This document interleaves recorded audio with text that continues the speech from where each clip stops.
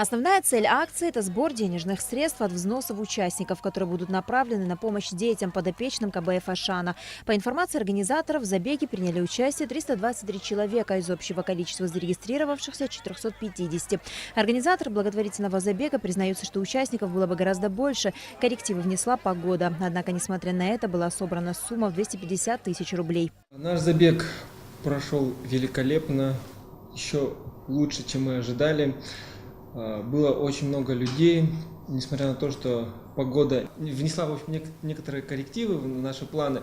Пришлось нам перенести забег на час из-за большого ливня, но тем не менее очень много желающих пришли, несмотря на погодные условия, и большое количество людей поучаствовало в забеге. В забеге приняли участие также представители Министерства экономики, «Спутник Абхазия», бегового клуба «Спорт Апсны», российской 7-й военной базы, а также приглашенные гости, в частности депутат Госдумы России, олимпийская чемпионка 2006 года по конькобежному спорту Светлана Журова. Победителям вручили подарки от спонсоров. В целом кажется, что у нас получилось создать новый способ благотворительности путем привлечения людей к здоровому образу жизни.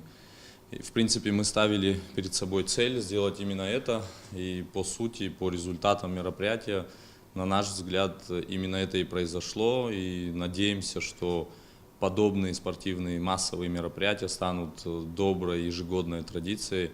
Активность, связанная с благотворительностью, в Абхазии только набирает обороты, и здоровый образ жизни становится популярным трендом как среди молодежи, так и среди представителей старшего поколения. Все собранные средства перечислены на счет благотворительного фонда «Ашана» на лечение тяжело больных детей.